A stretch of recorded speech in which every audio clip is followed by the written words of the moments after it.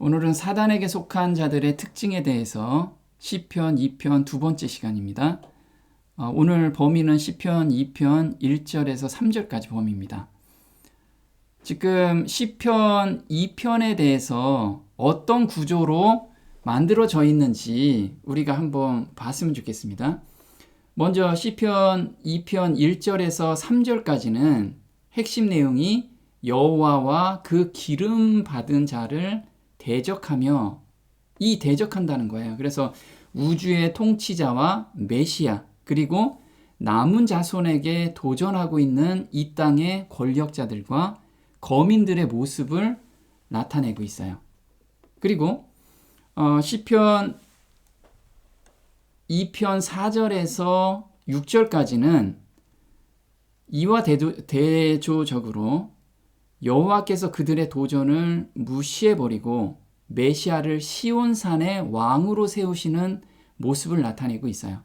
근데 이 모습이 14만 4천인이 승리자가 될 것을 또 노래하고 있습니다. 그래서 계시록 14장 1절에는 어린 양이 시온산에 섰대요.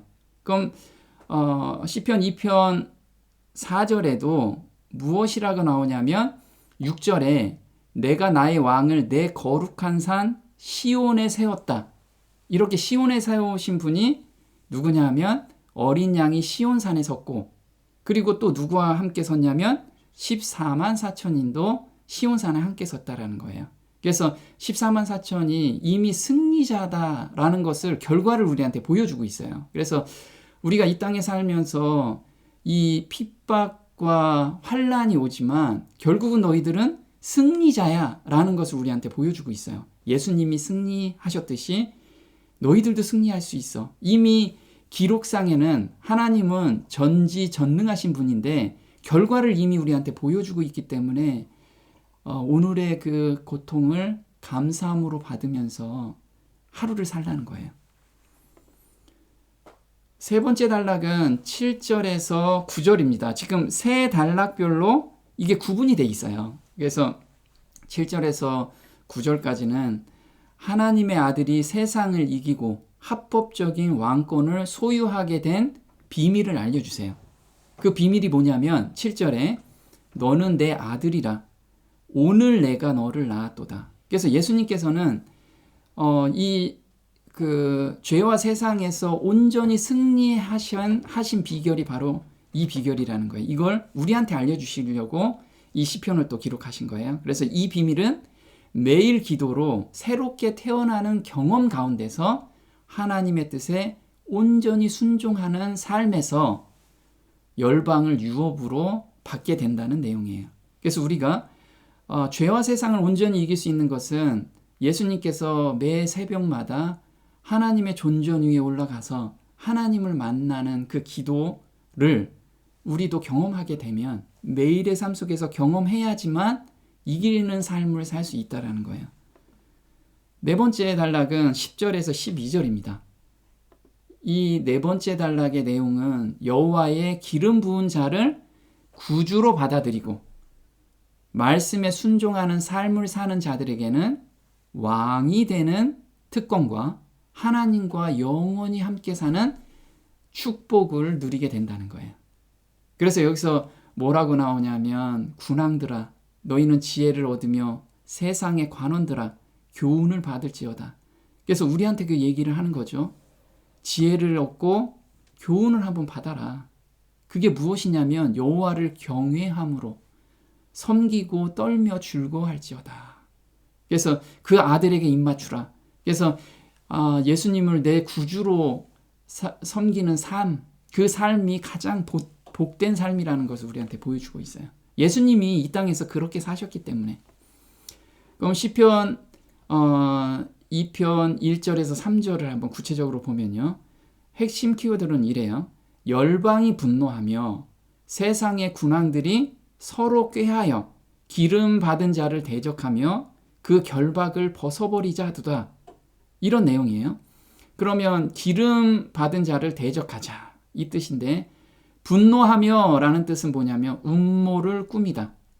음모를 꾸미다예요. 그래서 열방들이 음모를 꾸미는데 어떤 음모를 꾸미냐면 기름 받은 자가 우리가 메시아라고 하죠. 원어로는 메시아흐라고 하는데 메시아예요. 그럼 기름 부은 자가 성령이 충만한 자가 누구냐면 예수님이셨죠. 그럼 우리가 앞으로 이 땅에서 지금 이슬비를 받고 있는 자들은 늦은 비 성령이 충만하게 임하게 될 거예요. 이 자들을 대적하자라고 지금 음료를 꾸미고 있어요. 그래서 이때 예수님께 이게 이루어졌죠. 사도행전 4장 27절에 그들이 과연 주께서 기름 부으신 주의 거룩하신 아들 예수를 대적하여 헤롯과 폰티오 빌라도가 이방인들과 이스라엘 백성들과 함께 모였으니 이는 주의 손과 그의 계획대로 이루기로 예정된 온갖 일을 행하려 함이니라. 그래서 예수님을 십자가에 못 박게 하려는 이런 음모를 꾸몄죠. 누가요? 이때는 이스라엘의 주권자들과 그 다음에 그 사상을 받아들인 우매한 백성들, 그냥 아무 생각 없이 따라가는. 그러면 마지막 때도 우리한테도 이런 사건들이 있다라는 것을 알려주고 계세요. 그래서 계시록 12장 5절에는 여자가 아들을 낳으리니 이는 장차 철장으로 만국을 다스릴 남자라. 이게 예수님을 지금 가리키고 계시죠. 그 아이를 하나님 앞과 그 보좌 앞으로 올려가더라. 그래서 예수님께서 승리하시고 십자가에 못 박히시고 승리하신 다음에 하늘로 승천하셨어요. 그러다 보니 사단은 핍박할 대상이 사라졌잖아요. 그래서 그 여자의 남은 자손을 이젠 핍박하겠다는 거예요. 그래서 예수님이 승천하시고 나서 교회를 엄청나게 핍박했죠. 그래서 13절에 보면 용이 자기가 땅으로 내어 쫓긴 것을 보고 남자를 낳은 여자를 핍박하는지라. 그래서 교회를 지금 핍박하고 있는 거예요. 근데 이게 마지막 백성들도 핍박하겠다는 거예요. 17절에 용이 여자에게 분노하여 돌아가서 그 여자의 남은 자손, 곧 하나님의 계명을 지키며 예수의 증거를 가진 자들로 더불어 싸우려고 바다 모래 위에 섰더라. 그래서 우리한테 앞으로 다가올 핍박이 어떤 건지를 예수님께서 누가복음에 이렇게 말씀하시죠. 누가복음 21장 12절에 너희에게 손을 대어 박해하며 회당과 옥에 넘겨주며 이 일이 도리어 너희에게 증거가 되리라.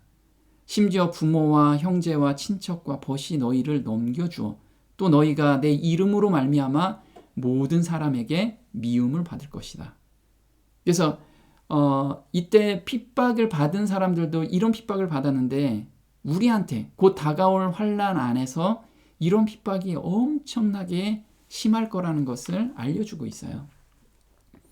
자, 그 다음에 세상의 군왕들이 나서며 관원들이 서로 꾀하여, 이 군왕들과 세상의 관원들은 자기도 모르는 사이에 이게 옳다라고 생각하고 지금 행하고 있다라는 거예요. 우리는 이들을 위해서 기도를 해줘야 돼요. 이 사람들을 잡고 있는 자가 누구이냐면요. 바로 사단이라는 거예요. 그래서 세상 권세 잡은 자가 세상의 통치자와 사람들의 생각을 조종하고 있다라는 거죠. 에베소서 2장 2절에는 이 세상 풍속을 쫓고 공중의 권세 잡은 자를 따랐으니 곧 지금 불순종의 아들들 가운데서 역사하는 영이라.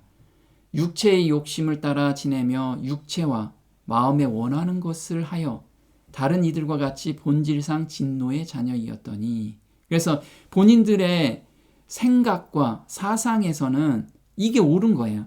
그래서 옳은 행동을 이 사람들은 한다고 생각하거든요. 그래서 육체와 마음에 원하는 대로 한다는 것은 넓은 길로 들어가고 있다는 거예요. 인류 전체가 온갖 세속적 마음과 이기주의와 교만과 부정직과 도덕적 타락에 빠져 사망으로 인도하는 길을 가고 있다.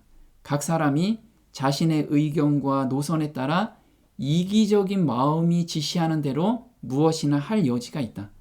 멸망으로 인도하는 길을 가는 데에는 따로 길을 찾을 필요가 없다. 왜냐하면 그 문과 길이 넓어 사망으로 끝나는 길을 향하여 발걸음이 저절로 옮겨지기 때문이다.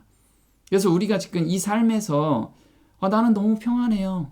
나는 어떤 문제도 없어요. 그러면 지금 넓은 길로 가고 있다라는 거예요. 내가 지금 아무 거리낌 없이 그냥 살고 있다라고 하면 넓은 길로 가고 있다는 걸 생각해 봐야 돼요. 그래서 매일 평탄한 가운데 신앙생활을 하고 있다면 넓은 길로 가고 있다는 반증이라는 거예요. 그래서 바울 형제는 나의 자랑을 두고 단언하노니 나는 날마다 죽노라. 그래서 바울 형제는 자랑을 한대요. 무엇을? 내적 싸움을 매일같이 하면서 내가 자아가 죽는 것을 매일같이 경험하고 있다는 거예요. 이걸 자랑한다는 거예요. 바울은 그리스도인의 생애랑 걸어가는 매 걸음마다 자기를 부정해야만 하는 것임을 잘 알았다. 그래서 나는 그런 거 없이 그냥 항상 행복해요. 그러면 지금 넓은 길로 가고 있다. 빨리 돌아서야 돼요. 자, 세상에 빠져 있다는 증거는 죄가 보이지 않는 것. 지금 보면 거울이 흐리게 보이죠. 흐리게 보이니까 마냥 행복해요.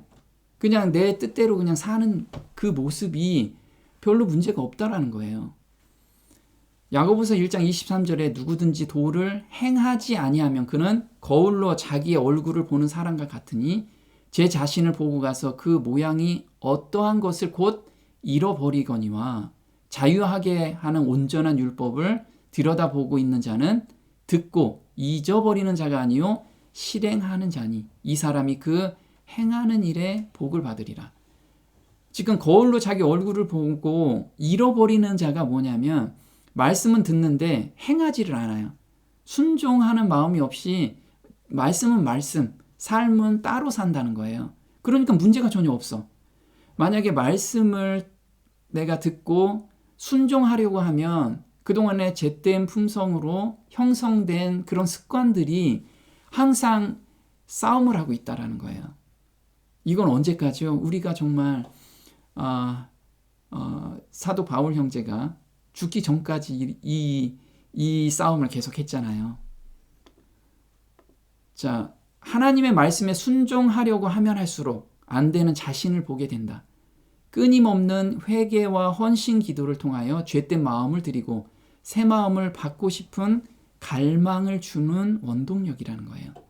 그래서 우리는 이렇게 내적 싸움을 계속하면 할수록 하나님의 은혜를 계속해서 경험하는 가운데 들어갈 수 있다는 거죠.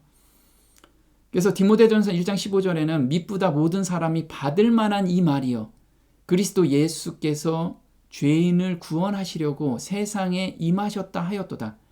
죄인 중에 내가 괴순이라. 바울 형제는 매일 삶 속에서 예수님을 영접하고 예수님의 구주로 삼고 매 발걸음을 걸어갈수록 자기는 죄인 중에 괴수라는 걸 계속 더 느꼈어요. 그래서 우리가 예수님께 가까이 나아가면 갈수록 또한 그분의 품성에 순결함을 더욱 분명하게 인식하면 할수록 우리의 죄가 심히 가중함을 더욱더 깨달을 것이며 자신을 높이고자 하는 마음은 더욱더 사라질 것이다. 그래서 하나님께서는 이 가운데 우리를 허락하신 것은 이 경험 가운데 허락하신 것은 내가 죄인 중에 괴수라는 걸 느끼면 느낄수록 내 자아가 정말 온전히 없어지는 것을 경험하게 해주시기 위함이라는 거예요. 사람들은 맨 것을 끊고 그 결박을 벗어버리자 우리가 이런 삶을 지금 살고 있지 않느냐. 말씀은 들어오는데 나는 생활의 개혁에 전혀 어떤 변화가 없다라고 하면 내 삶대로 그냥 사는 거예요. 하나님 그 말씀 너무 귀찮아요. 하나님 그거 너무 무거워요. 이렇게 생각하면서 내 멋대로 산다는 거예요. 이게 지금 악인 가운데 있다라는 거죠.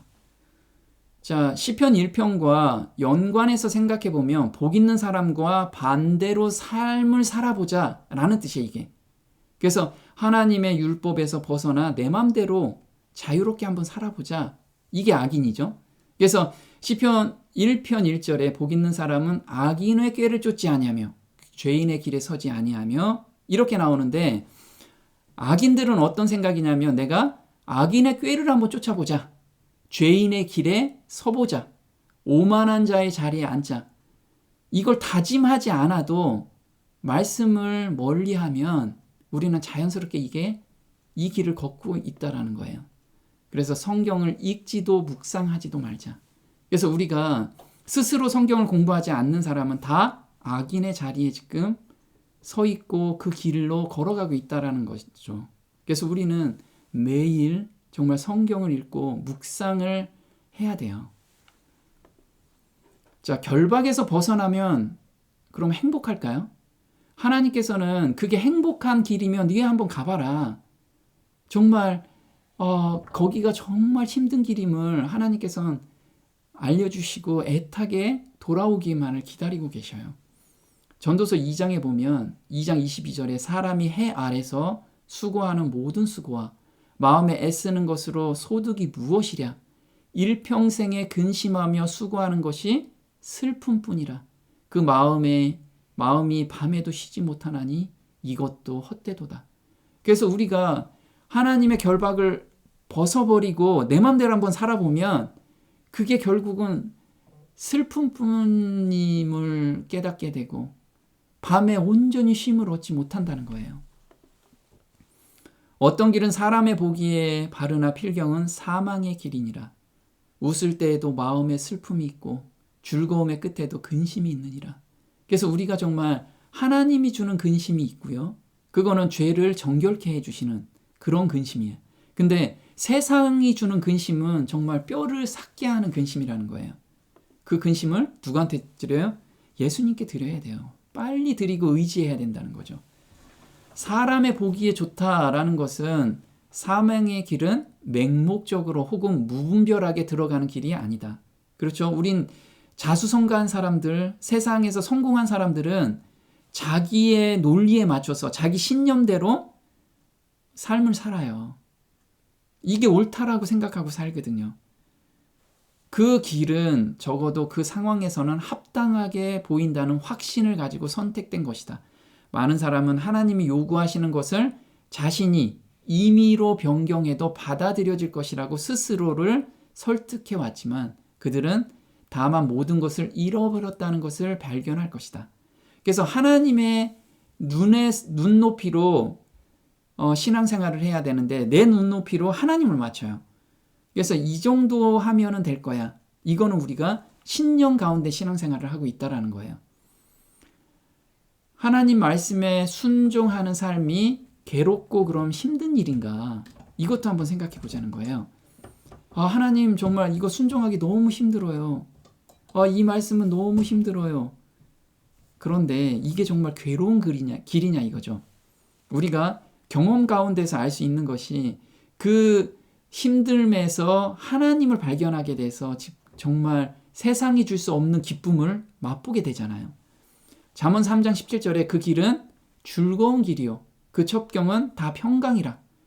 지혜는 그 얻은 자에게 생명나무라. 지혜를 가진 자는 복되도다. 그래서 우리가 이 경험에서 하나님을 발견하는 그 경험 가운데로 들어가면 정말 시험이 올 때 기대가 돼요. 또 어떤 경험을 주실까? 또 어떤 기쁨을 맛볼까? 이 경험 가운데 우리는 다 들어가야 돼요. 그래서 시편 기자는 시편 43편 3절에 주의 빛과 주의 진리를 보내어 나를 인도하사 주의 성상과 장막에 이르게 하소서. 그런즉 내가 하나님의 단에 나아가 나의 극락의 하나님께 이르리이다. 수금으로 주를 찬양하리이다. 정말 아멘이 되죠. 극락의 하나님, 이거는 세상이 줄 수 없는, 우리가 극락 간다고 하죠. 정말 기쁨 중에 기쁨을 맛보는 그런 것을 우리한테 주시는 거예요. 그래서 우리는 정말 이걸 맛보면서 가는 정말 즐거운 길이라는 게 신앙이. 그래서 십자가는 우리를 땅의 낮은 곳에서 들어 올려서 하나님과 가장 즐거운 교제를 누리도록 할 것이다. 우리는 십자가를 지고 그리스도를 따라야 한다. 정말 십자가 무겁죠. 근데 십자가를 지는 사람들이 알게 되는 것은, 여기서 경험하게 되는 것은 그들이 십자가를 질 때 오히려 십자가가 그들을 들어 올려서 그들에게 굳굳함과 용기를 주고 세상 죄를 지고 가는 하나님의 어린 양을 가리켜 보인다는 사실이다. 그래서 우리는 그 무거운 십자가로 생각했는데 결국은 이 기쁨 중에 기쁨을 맛보다 보니까 십자가가 나를 들어 올려서 너무 가볍게 이 세상을 걸어간다는 거예요. 이걸 우리가 맛봐야 된다는 거죠. 영생으로 인도하는 길이 가파를지라도 피곤한 사람들에게 생기를 주는 기쁨의 샘이 있다. 지혜의 길을 걸어가는 자들은 환난을 당할지라도 크게 기뻐할 것이다. 육신적으로는 정말 엄청난 환난을 우리가 당하고 있고 앞으로도 당할 거예요. 지금 정말 힘든 일 많이 당하잖아요. 거기에서 하나님을 발견하면 정말 기쁨 중에 기쁨을 맛보게 된다는 거예요. 왜냐하면 비록 볼 수 없을지라도 그들이 마음으로부터 사랑하는 주님께서 그들 곁에 동행하시기 때문이다. 위로 한 걸음 한 걸음 올라갈 때마다 그들은 그분의 손길을 더욱 분명히 깨닫게 되고 매 발걸음마다 보이지 않는 분으로부터 나오는 더없이 밝은 영광의 빛이 그들의 길을 비출 것이다. 그래서 우리는 정말 지금 자기 십자가를 힘겹게 지고 가시는 분들 각자가 다 지고 있죠. 저도 나름 다 각자의 십자가가 있습니다. 그런데 거기에서 정말 내 자신을 보지 말고 하나님께 그걸 의뢰하면서 맡기면서 하나님의 그 마음을 받고 정말 즐거운 가운데 우리가 사는 삶이 되었으면 좋겠습니다. 네, 오늘 여기까지 하겠습니다. 기도하겠습니다. 하늘에 계신 저희 아버지, 저희는 각자에게 지는 십자가가 있습니다. 현실을 볼 때는 너무 힘들고 무거운 짐이지만 저희가 그 가운데서 하나님의 마음을 발견할 때 그 십자가는 너무 가볍고 정말 즐거운 십자가임을 저희가 경험 가운데 알 수가 있습니다. 이 경험 가운데로 저희를 인도하여 주심에 감사를 드립니다. 고개 숙여 기도하는 모든 영혼들이 매 순간 사단의 공격을 통해서 힘들고 어려운 가운데 있습니다. 하지만 저희는 위를 보고 사는 사람들입니다. 예수님께서 항상 저희를 보호하시고 저희를 돌보고 계시는 그 예수님을 발견하게 하기 위해서 이 시험을 허락하신 것임을 보고 감사를 드립니다. 저희 삶 속에서 항상 하늘을 보면서 찬송하면서 걸어가는 그런 성도들로 저희를 인도해 주시기를 간절히 바라오며 이 모든 것 우리 주 예수님의 이름으로 감사하며 기도드립니다. 아멘.